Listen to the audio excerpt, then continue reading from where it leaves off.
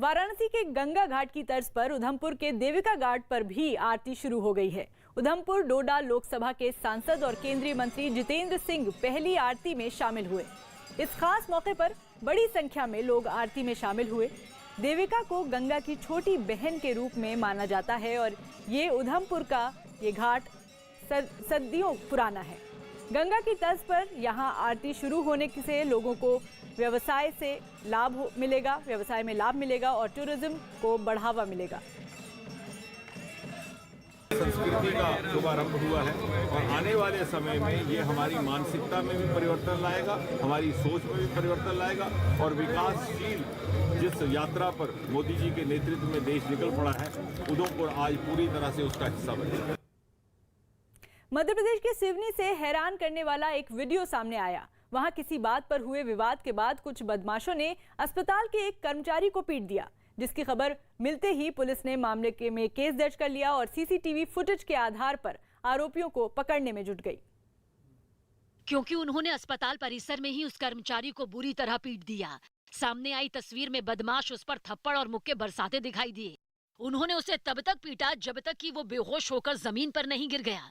इसके बाद जैसे ही वो अधमरा हालत में नीचे गिरा, सभी बदमाश वहां से फरार हो गए। उनमें 3 तो दौड़कर निकले तो एक अपनी मोटरसाइकिल पर बैठकर भाग निकला। इससे पहले वो सभी उस कर्मचारी से बहस करते दिखाई दिए। छत्तीसगढ़ के भिलाई में पूर्व मंत्री और बीजेपी के नेता ट्रैफिक जैम में फंसने से भड़क गए। बताया गया कि बृजमोहन अग्रवाल की गाड़ी को काफी देर तक हाईवे पर रुकवा दिया गया, जिससे उनका पारा चढ़ गया और फिर उन्होंने अपनी कार से उतरकर सीधे बैरिकेडिंग पर हमला बोल दिया। बताया गया कि पुलिस ने भिलाई में होने वाली सीएम भूपेश बघेल की सभा के लिए ट्रैफिक रोका था, जिसमें बीजेपी नेता भी फंस गए।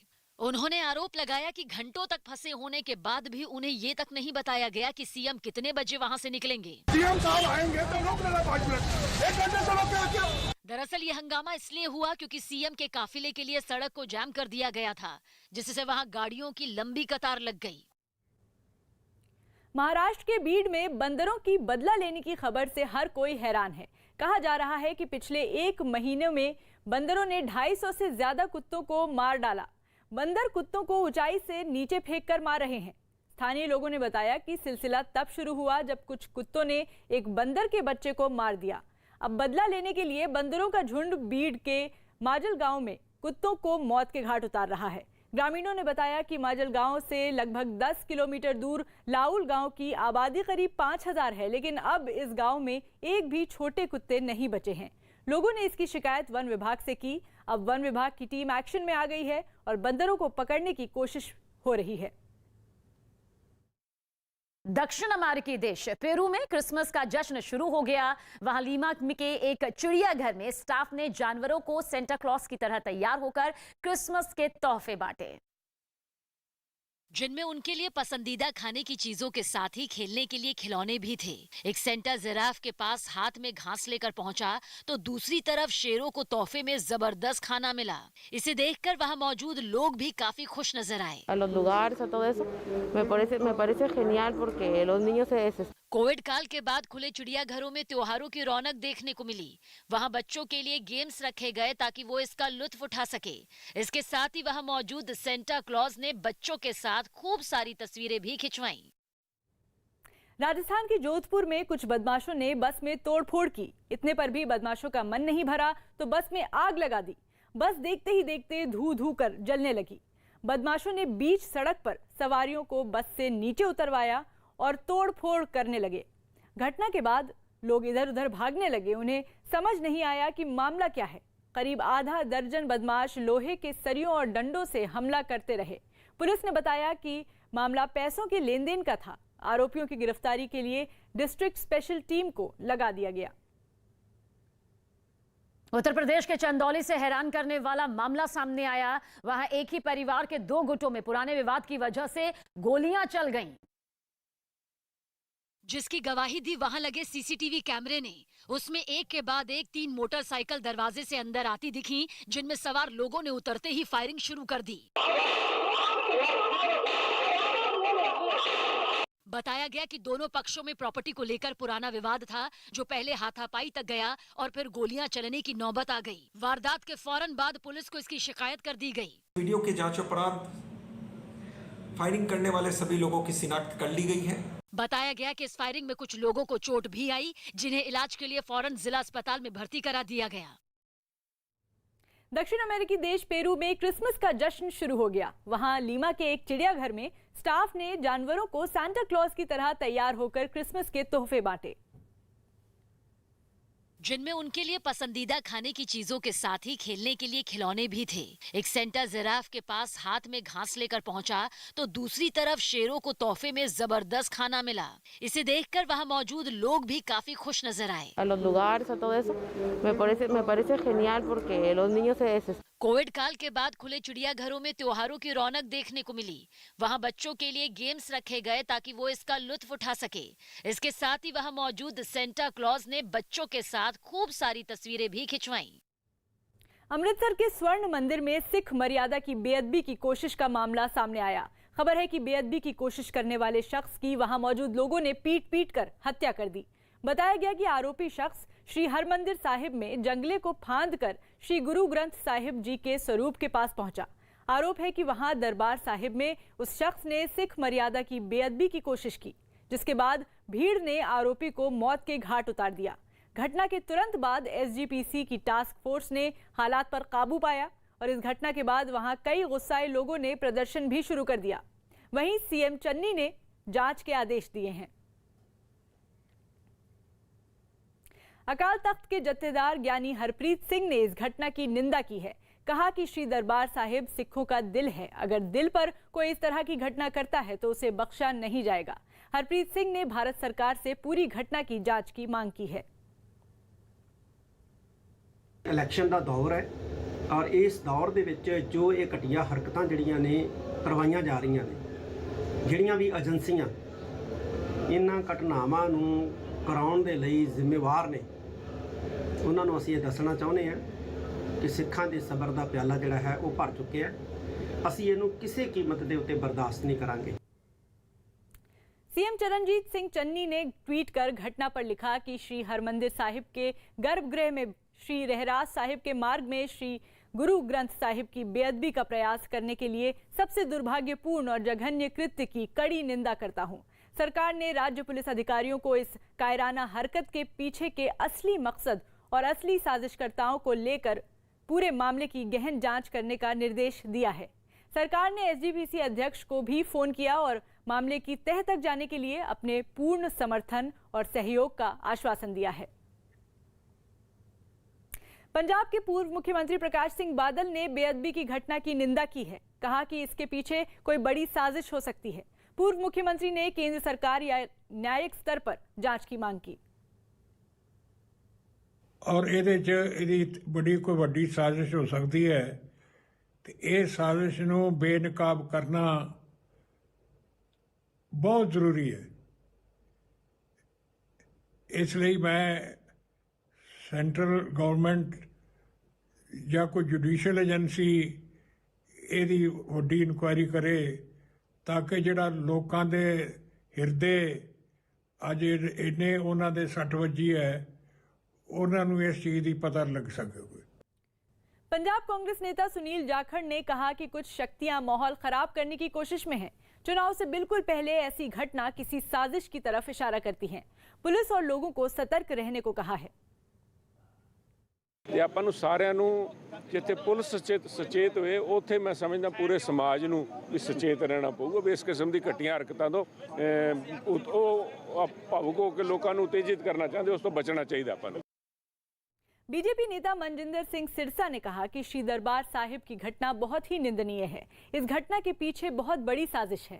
साथ ही कहा कि इस मामले में देश के गृह मंत्री अमित शाह से बात हुई। उन्होंने जांच में हर तरह से सहयोग की बात कही है। ਇਹਦੇ ਪਿੱਛੇ ਬਹੁਤ ਵੱਡੀ ਸਾਜ਼ਿਸ਼ ਆ ਔਰ ਕਿਉਂਕਿ ਪਿਛਲੇ ਕੁਝ ਦਿਨਾਂ ਤੋਂ ਸ੍ਰੀ ਦਰਬਾਰ ਸਾਹਿਬ ਦੇ ਸਰੋਵਰ ਦੇ ਅੰਦਰ ਵੀ ਗੁਟਕੇ ਪਾਏ ਗਏ ਔਰ ਕੋਈ ਨਾ ਕੋਈ ਬਹੁਤ ਵੱਡੀ ਸਾਜ਼ਿਸ਼ ਦੀ ਕੋਸ਼ਿਸ਼ ਕਰ ਰਿਹਾ ਹੈ। ਮੈਂ ਹੁਣੇ ਦੇਸ਼ ਦੇ ਗ੍ਰਹਿ ਮੰਤਰੀ ਸ਼੍ਰੀ ਅਮਿਤ ਸ਼ਾਹ ਜੀ ਨਾਲ ਵੀ ਇਸ ਦੀ ਗੱਲ ਕੀਤੀ। ਮੈਨੂੰ ਉਹਨਾਂ ਨੇ ਵੀ ਅਸ਼ੋਰ ਕੀਤਾ ਕਿ ਅਸੀਂ ਜੋ ਸਾਡੇ ਸਰਕਾਰ ਵੱਲੋਂ, ਪੁਲਿਸ ਵੱਲੋਂ, ਐਸਜੀਪੀਸੀ ਵੱਲੋਂ ਜਿਸ ਤਰ੍ਹਾਂ ਦੀ ਵੀ ਕਿਸੇ ਵੀ ਇਨਵੈਸਟੀਗੇਸ਼ਨ ਦੀ ਮੰਗ ਕੀਤੀ ਜਾਊਗੀ, ਅਸੀਂ ਉਸ ਨੂੰ ਵੀ ਕਰਾਂਗੇ ਔਰ ਅਸੀਂ ਕੜੇ ਸ਼ਬਦਾਂ 'ਚ ਇਸ ਦੀ ਨਿੰਦਾ ਵੀ ਕਰਦੇ।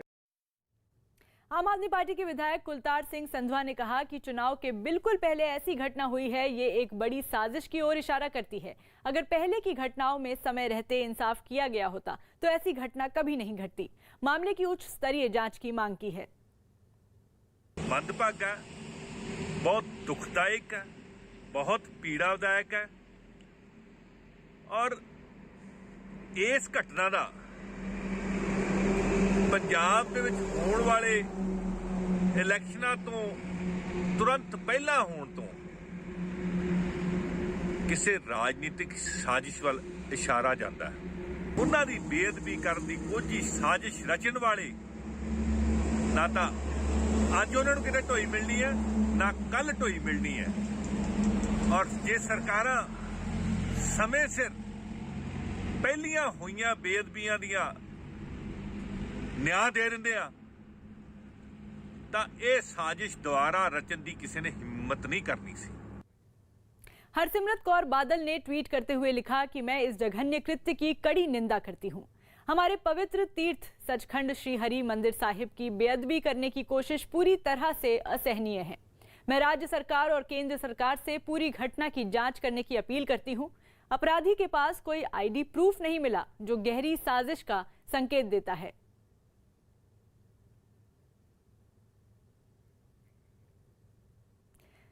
कैप्टन अमरिंदर सिंह ने ट्वीट करते हुए लिखा कि दरबार साहिब में श्री गुरु ग्रंथ साहिब जी की बेअदबी के प्रयास की घटना की कड़ी निंदा करते हैं। सरकार को इस बात की तह तक जाना चाहिए कि इस आदमी ने इतना घिनौना काम क्यों किया। वहीं दिल्ली के मुख्यमंत्री अरविंद केजरीवाल ने ट्वीट करते हुए लिखा कि श्री दरबार साहिब में हुई बेअदबी की घटना बेहद दुखदाई है। सब लोग सदमे में हैं। ये बहुत बड़ी साजिश हो सकती है। दोषियों को सख्त से सख्त सजा मिले। हिमाचल प्रदेश के कई जिलों में बर्फबारी होने से पूरा राज्य शीत लहर की चपेट में आ गया। राजधानी शिमला समेत 6 शहरों में तो न्यूनतम तापमान 0 के भी नीचे चला गया, जिससे लोगों को कड़ाके की ठंड का सामना करना पड़ा। मनाली से आई तस्वीरों में दिखा कि वहां आसमान से लगातार बर्फबारी होती रही। वहां के एक इलाके में उस वक्त कई लोग सड़कों पर दिखाई दिए। कुछ ने तो इस मौसम का मजा लिया, लेकिन ज्यादातर लोग बर्फबारी से बचने के लिए अपने घरों की तरफ बढ़ने लगे। वहां पहुंचे सैलानी भी अपने अपने होटलों का रुख करने लगे, क्योंकि मौसम का मिजाज तेजी से बदल रहा था।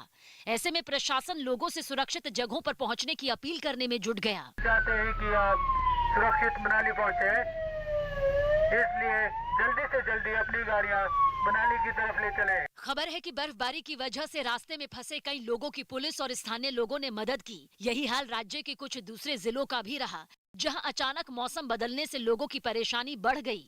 हालांकि राज्य में घूमने के इरादे से पहुंचे सैलानी इस बर्फबारी से खुश नजर आए, लेकिन मनाली समेत हिमाचल के कई इलाकों में हुई बर्फबारी ने सैलानियों की मुश्किलें बढ़ा दी। मनाली में तो बर्फबारी के बाद तापमान में भारी गिरावट दर्ज की गई। इसके बावजूद भी मनाली में टूरिस्टों का जमावड़ा लगा रहा। शाम के वक्त बाजारों की रौनक बढ़ाती भीड़ ने रात होते होते जबरदस्त बर्फबारी के मजे लिए। आसमान से रुई के फाहों की तरह गिरती बर्फ ने सबको खुश कर दिया। कल तो बहुत ज्यादा स्नोफॉल भी बहुत ज्यादा हुआ था, आज तो पूरा पानी पानी हो गया है। इस नजारे को देखने के लिए अलग अलग हिस्सों से लोगों ने मनाली का रुख किया, जिसकी वजह से कुछ जगहों पर लंबा ट्रैफिक जैम भी लग गया। लाहौल स्पीति में मौजूद सिस्सू झील तो पूरी तरह जम गई, जिस पर कई लोग चलते भी नजर आए। यहाँ खड़े हो सकते हैं। ऐसा ही नजारा किन्नौर में भी देखने को मिला। वहां तो बर्फ ने ऐसा सितम ढाया कि सब कुछ सफेद हो गया। पूरे जंगल में बर्फ की चादर बिछी दिखाई दी। पेड़ पौधों की पत्तियां बर्फ से लद गईं और पूरा का पूरा इलाका सफेद हो गया।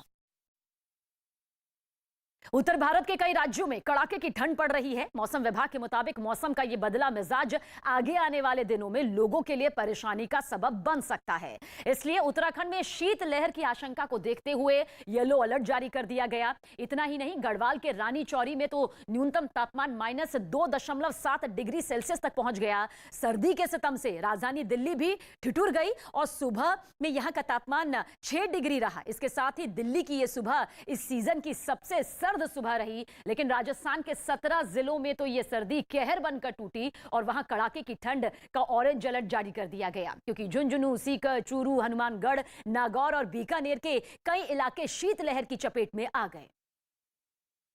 फिलहाल जो सिचुएशन है ये अगले 3 दिनों तक कंटिन्यू रहेगा, हालांकि 21 दिसंबर से हल्की बढ़ोतरी। मेरठ में ओवैसी की चुनावी सभा सामने आई। AIMIM प्रमुख असदुद्दीन ओवैसी एक चुनावी सभा में यूपी के मेरठ पहुंचे, जहां उन्होंने मुस्लिम समुदाय से राजनीति में हिस्सेदारी बढ़ाने की अपील की। उत्तर प्रदेश के 19% मुसलमानों को अपनी एक सियासी अलहायदा ताकत बनाने की जरूरत है। दिल्ली पुलिस ने रोहिणी कोर्ट परिसर ब्लास्ट मामले को सुलझा लेने का दावा किया। इस मामले में DRDO ने एक वैज्ञानिक को गिरफ्तार किया। कोर्ट परिसर में यह धमाका 9 दिसंबर को हुआ था। जो बैग लेके ये गए थे कोर्ट कॉम्प्लेक्स में, उनसे रिलेटेड मटेरियल्स इनके घर पे मिले। नवी मुंबई के घनसौली में एक निजी स्कूल में 16 छात्रों की कोरोना रिपोर्ट पॉजिटिव आई।